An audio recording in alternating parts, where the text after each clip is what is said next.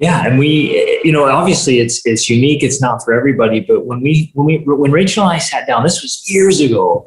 Rachel and I sat down. We're like, okay, how do we want to do life? Is it even possible to kind of write your own ticket, so to speak? Is it possible for families to we call it family lifestyle design?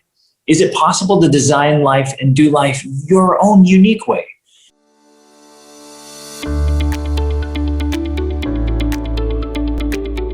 So we have Greg Denning in the house. Welcome. He was out on his own at 16. He read voraciously to learn the secrets to success and happiness. He was determined to build an epic life and then help others do the same. He and his wife, Rachel, now have 7 children and have been traveling around the globe with their family for the last 14 years. They've trekked the Everest Base Camp, circled Iceland, ridden horses in Mongolia, ran on the Great Wall of China, hiked the Inca Trail, climbed Mayan pyramids, ridden camels in the Sahara, and chartered a yacht around the Galapagos. Greg, welcome. Where are you right now? We want to know. Thank you, you guys. I'm so excited to be here. We're actually right now in Mexico. We're on a beach house in Mexico and taking in some sunshine and sand and just having a great time. Wow. And how long are you going to stay there for? So we've been in Mexico for almost 2 months. We actually kind of had our family stay here. Rachel and I just went to celebrate our anniversary in Ecuador. We'll be here for a few more weeks, and then we're heading to Guatemala next to do some more humanitarian work down there. We go back to Guatemala every year to do some humanitarian stuff. We just love it down there. And that's like with your whole family? Yep. So 9 people traveling. That's crazy. So we want to know, like, how old are all your kids? So we adopted our oldest when she was 5 days old, and she is 18 now. And then we have the kids spaced out all the way down to 4. So we are right smack in the middle, 4 teenagers and then little kids too. So we got a whole herd. And it's awesome. A herd is right. That's exactly what it is. It is a herd. A classroom. So, like, listen, I'm not gonna lie. Like, I'm like flabbergasted at what you do because, back in episodes 21 and 22, we interviewed what we call our everyday hero, and his name is Len Stanmore. And if you haven't checked it out, you should totally check it out because it was only after the age of 48, he went and climbed 7 highest summits in 7 continents. And then he ran across 4 deserts, and he, what else did he do? He skied across the North and South Pole, and he's done like a whack of ultra marathons. So like super crazy, like the only man on the planet. But then here you all are over the age of 50. Crazy things. Yeah, like but you're doing like with something. I don't know if anybody on the planet has done what you're doing, like with a family of 9. Yeah, and obviously it's unique. It's not for everybody, but when Rachel and I sat down, this was years ago. Rachel and I sat down. We're like, okay, how do we want to do life? Is it even possible to kind of write your own ticket, so to speak? Is it possible for families to we call it family lifestyle design? Is it possible to design life and do life your own unique way? And we're like, we just want to try it. Let's give it a try. And ironically, neither of us had traveled. And so we started traveling after our 4th kid was born.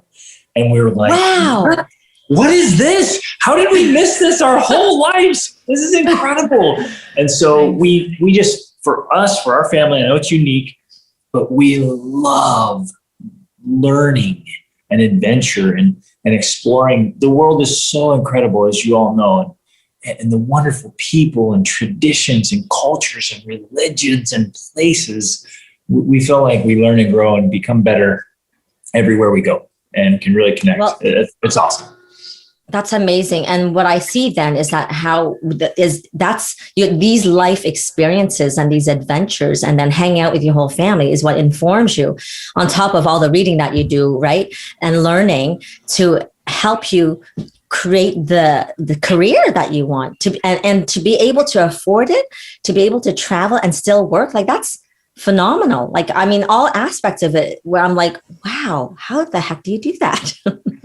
So tell us a little bit more about what you do professionally as well. And then we want to go back to the beginning where you had like nothing. You started from nothing. So but let's go to what you're doing now, and then we're going to go work backwards. Is that, if that's perfect? okay? I love that, because there's a great fit there. Because when we started going through this whole process, I'm like, okay, what do I want? What do I just love to do? What am I passionate about? What am I really good at? And how can I make a difference in the world? So now I just even hearing you say that, I was like, yeah, I wake up every day and I feel so filled with gratitude and excitement that I get to do what I do.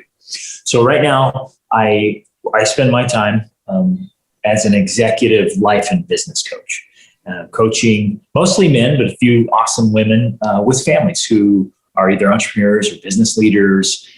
They want to business owners. They want to just, they've had some success and they want to just level up life holistically, right? All of us, we want to find this balance between, crushing it in the workplace and making an impact and having personal time and health and success and happiness and family time, and balancing all that and figuring out, like, how do I have it all, right? How do I have it all and do it well and get optimized? And so I get to do that every day. And then one thing I'm just unbelievably excited about, because it's my life work, is I work with men specifically. I have a masterclass called Be the Man Masterclass. And I get to help men just be their best, just lean in, feel alive, and get that spark back and really maximize their potential. So I get to do that every day, and wake up just so excited and grateful. And I get to do it from anywhere in the world, where they have internet. And the men that you're helping, are they often with families, or are you just kind of targeting more like the business side of things, or are you kind of helping them do what you're doing?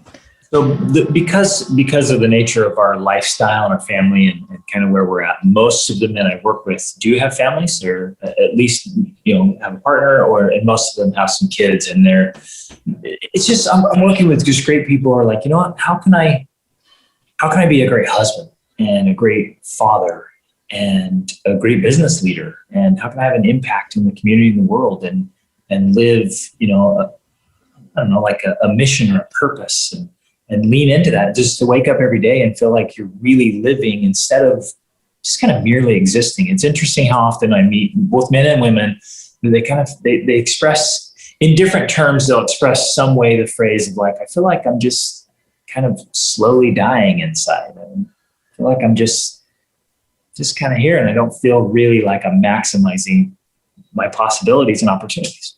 So that's what I get to do. That's so fantastic. Yeah. And, here's the thing too. I mean, we have a lot more women that will view this, but when we're a couple in a heterosexual relationship, it's like, we need to understand the men. And I love that you have a masterclass for men, because it's like the men need to understand the women. So and their kids, you've got 7 of them. So you're well trained. Yeah, well trained. So how do you make that work? Because I was saying before we even hopped on here, I've got 2 kids and it feels like a lot. So 7 kids, and you're like, oh, just 2's a lot. Actually, 7's easier. So tell us more about that. So we love family. We love children, obviously, right? You can't have 7 and be like, yeah, I'm not sure if I like kids.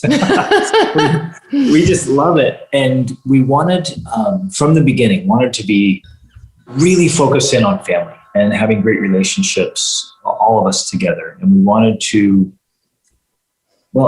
maybe we can this is where we can kind of jump back to the beginning of my story. So yeah. I grew up, my parents, they did the best they could. I'm sure of it, but they ended up getting a divorce when I was really young. And then stepdads kind of came and went, and man, we were poor and broke, and I was shy and timid and insecure and just struggling, and I ended up leaving about 16. And there was these times, the holidays, of course, and birthdays were exceptionally painful. I remember, 16 years old, Christmas Eve, Christmas, New Year's Eve, and my birthday, kind of in a section right there, just totally alone. No family, no friends. I'm like, this stinks. This is terrible. And I remember making some really big commitments of like, I want to have a family life. I want to have a great family life. I want to have an extraordinary marriage. and I want to have an incredible relationship with my kids. And together as a family, we want to live an extraordinary family life. It's meaningful, exciting, fun, and fulfilling. And so because we made that such a priority, we've built in, and again, we learned along the way, right? We had to learn so much and trial and error, and especially traveling with kids and like, how do you figure all that out? But we became very strategic about setting up systems and rituals and routines and habits that now are this foundational piece that give our family stability and strength, and help us develop a world-class education and contribution and unity, right? Where we can live this incredible life together as a family. Well, and I can see how it's so important, even so much more so when there's 7 kids involved, because I have 1 child, and we were like definitely following structure to have our family thrive. So I can't even imagine like the next level of structure to navigate 7 kids, and never mind, like not even at home, but like traveling here and there. So interesting. We would love to hear some of your secrets around this, and like in how you communicate, and, gosh, like I'm just so blown away. Like, you know what? Let's back up a sec. I met you because we were both with as certified high performance coaches.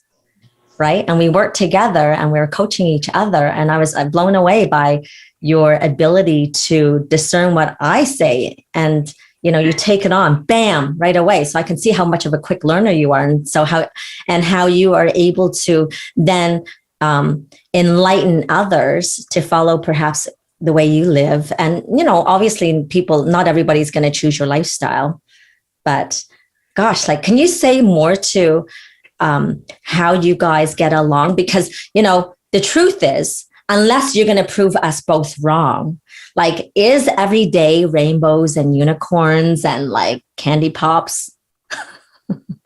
That's all we do. We travel the world looking for rainbows and unicorns. It's the best. No, there's challenge, there's struggle, there's obstacles, right?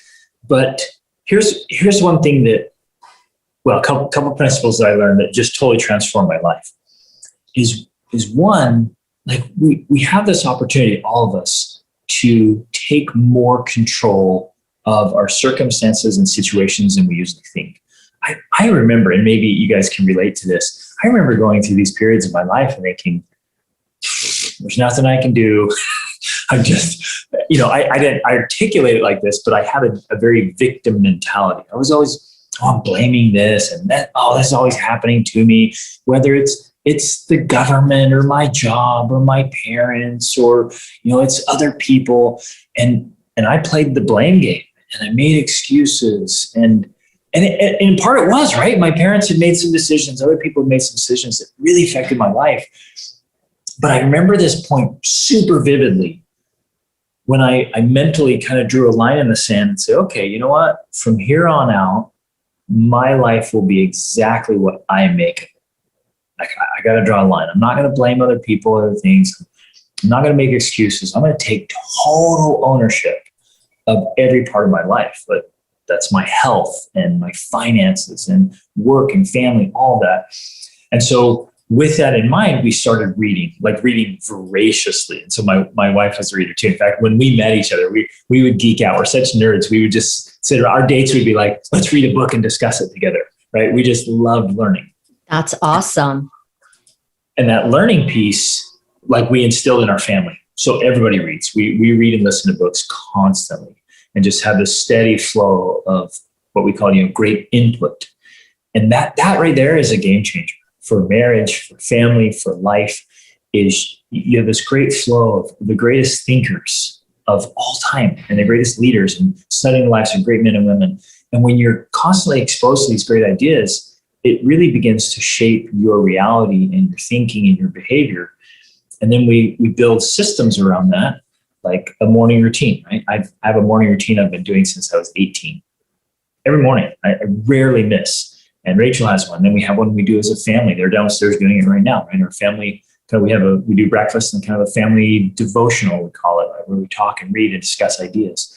And when you set these little things up, and it's just, they're small things, there's little building blocks, but it creates like the conditioning or training. And I got to share this quote. It's one of my all-time favorite quotes. It's by Archilochus. And he said, "We don't rise to the level of our expectations. We fall to the level of our training." Love it. That idea is so profound. And so if all of us say, okay, what are we doing for our training? That begins to make the difference in our lives. Love that. And, I love it that you said, I have a personal routine. We have a family routine. My wife has her separate routine. So it's not like you all have to have the exact same routine. Exactly. So can you share with us what your personal morning routine is? Yeah, absolutely. So as I started to read the books, the great books, and interview and observe, I was desperate, right, to find the secrets to success and happiness. I realized that almost across the board, people who are really achieving and getting things done, they get up early. And so, I was the typical, not a morning person. Ouch, this hurts to get up. But I realized, like, they do this. Like, they get up early and they read it. So I would get up and then I would spend some time in meditation or prayer and some time reading from sacred text and then books. And then I leaned into writing. So now I get up, I read, I write, and then I exercise, right? Got to move your body. Our bodies are so incredible. You guys know this. You're all into this holistic medicine and health. The body is incredible and we can use it to generate energy, like little. Yes. I call it like we're little dynamos, and you start moving your body, and all of a sudden it just generates all this energy, good feelings, and it sends fuel to our brains. And so I'll run or work out and do some, high intensity interval training with my kids. And with them. Okay, cool. Oh yeah. All right. Yeah. So because where I went with this is like, okay, how long is this taking? And you've got 7 kids. How do you manage all that? So the way to, right. You got all these moving parts and pieces. Kids are moving parts and pieces, right? And we have this full age range, and we own a couple of businesses, and we do what we call like world schooling for education. And we have, we want everyone to be healthy and happy. So how do you create this culture and keep it all kind of flowing in the same direction? And we decided that we wanted to make things just almost a way of being, right? It's like, what do you do consistently? And for everybody listening, when I do my coaching, I say, you get really clear about who you want to be and how you want to do life. And everybody's going to have a different journey. It's going to be beautiful. Some will want to live in an apartment in Paris, and somebody else will be like, "Are you kidding me? I want a little cabin in Alaska," right? Or a little beach house, in Argentina, wherever, right? But you get clear about what you want and how you're going to do it, and then you set up these patterns, these habits, rituals, routines that just make it work. So, and we always include our kids. So we're reading to them and then reading with them and getting them books. We carry books with us all over the world. And then we all work out together, right? We exercise together. We have adventures together. We include them in like humanitarian efforts and service projects and work and study, like everything we want to be a part of their lives. In our lives, we make it intentional. And what's awesome about kids is kids just kind of grow up and they're just like, oh, okay, this is the way things are. Right. So our family, we don't do TV, and we read lots of books. And so our kids just grow up thinking, okay, we read lots of books every day and we work out every day. Like those are just 2 solid things we do every day. And it creates this family culture around it. Love that. Of course, again, I'm going back to the other regular human beings on this earth that does not necessarily follow your path. So what would you say to them, right? Because I'm, going to, for example, people that are just postpartum women. It's like, how do you communicate to your man? Because you have the masterclass for men. It's like, how does a woman communicate to their man? I need some help, or, step up. Maybe you actually might want to learn to change a diaper. Those kind of simple things. Can you address that? Yes. And I love that you bring that up, Mary. So my wife and I, we do group coaching together. And 98% of our group coaching are women, moms. And so we love moms and love these amazing women. And you're right, especially, postpartum, right? That's a heavy load right then. And my wife's we adopted our first and she's given birth to 6 kids. We've been through that process and that journey. And oh my goodness, does she need support and rest and recovery? And then we joked we haven't slept well for 18 years, right? And Yeah. All these things are going on.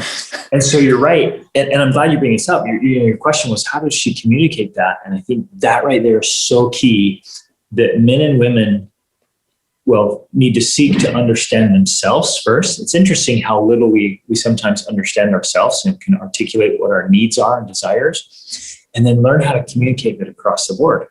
And I think if we can have this open dialogue of, hey, this is what I'm feeling, and this is what I need help with. And when we get that understanding, it's incredible, right? Rachel and I went through this journey, right? As all couples do, of trying to figure each other out. It's hard to live with another human being. What? And I remember this aha moment of whoa, she and women in general, I'm going to generalize here a little bit, women think differently than men, right? And you're yeah, no, that's a no-brainer. But when you stop, you're really oh, she thinks about this differently than I do. And when I started to understand her needs and her desires and her way of thinking, it was so easy then to make some simple shifts that we now coordinate so much better. And same thing for her. She had to understand the way I think and what my needs are. And then, you bring up diapers. I've changed so many diapers, right? And cleaned up messes and handled that stuff because it's this load we share together. And that's why this is really unique to us. We've, for the last 14 years, we've almost always had 3 meals a day together. We work together in our business. We spend all of our time together. It's unique, right? Because most couples are one going away or both going away to work and spend a little time here. We spend the vast majority of our time together. And the way we haven't gone crazy, and I know a lot of people now with the COVID pandemic at the time of this recording, right?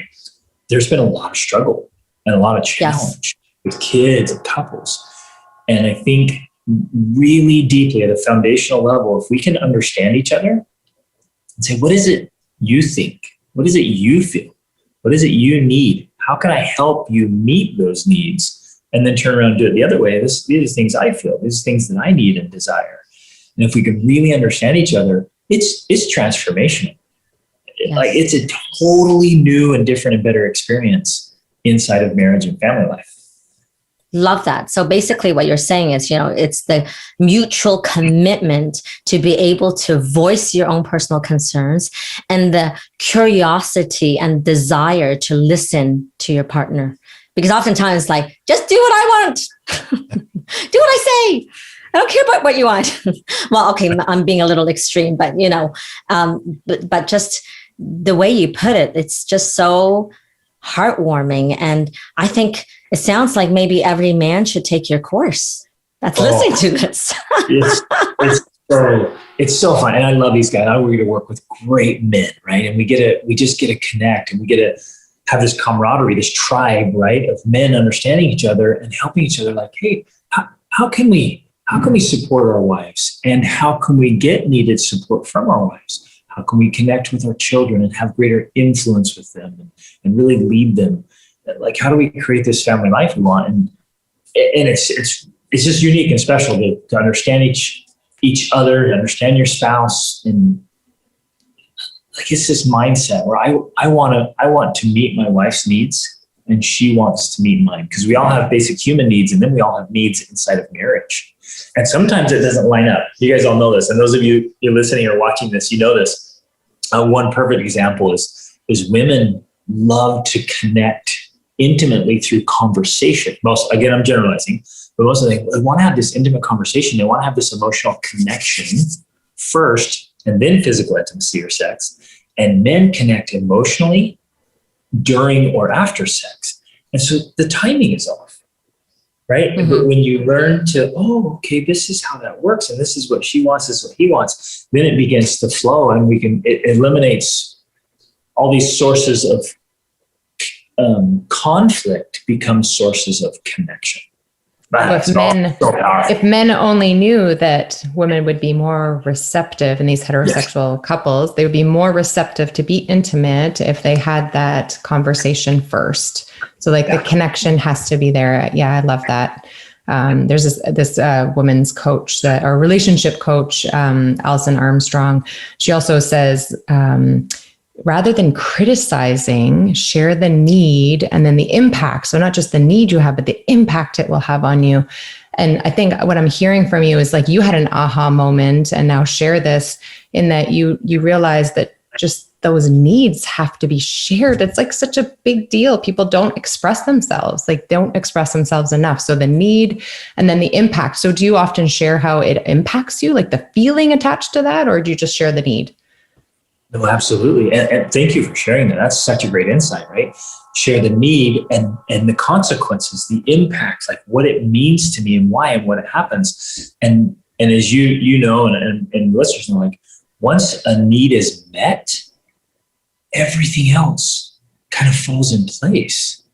But when the need is neglected, oh my goodness, it feels like the world is falling apart. It feels like it's all futile. What's the point? This is so irritating. And so something that can be the most gratifying thing in the world can also be the most irritating thing in the world. But if we can express those needs and the impact, oh my goodness, it's incredible. And so that's the criticisms. Exactly. Just remove those. Yeah. Do you have any other aha moments that you could share with us? That would be amazing. Like just little tips that went like, wow, like mind blowing. Because to me, that's mind blowing. I don't know. It's just so simple, but really big. Was there anything else? You know what? So Dr. Tanya, so this is what we're going to do. Sure. That question is a great segue to the next segment. So, awesome. We love to keep it bite-sized so that people are like totally into it and then they don't like tune out because they are too busy, right? So we're going to save that for the next episode. And so to conclude this episode, like, thank you so much for sharing all your words of wisdom. And we want to know, as we end off every podcast, we just love to know what fills your cup, whether it is on a daily basis or right this moment. What fills your cup? Yeah, great question. I would say it's learning and living. I wake up every day excited to learn something new because it feels like it literally fills me, right? When you're learning something, it lights you up. It fills your mind and your soul and your heart, and you learn. And then to really live, it's interesting, these ideas of just being alive while you're alive, right? Really living while you're alive and having adventures and great experiences. Life is so extraordinary, but it's easy to miss it and kind of experience your own life from the bleachers, so to speak. But to get in the game and be active and connecting with people and places and feeling alive and learning and trying to be my best self and helping others, oh man, that fills me. And every day I get filled up and live this meaningful, exciting and fulfilling life with my family and helping other people live extraordinary lives. That's awesome. What I hear is life begets life. So this is who you are. Love that. Thank you guys for joining in. So tune in next week for more of Greg Denning. And prescribe, share this podcast. We love you guys. Talk to you soon.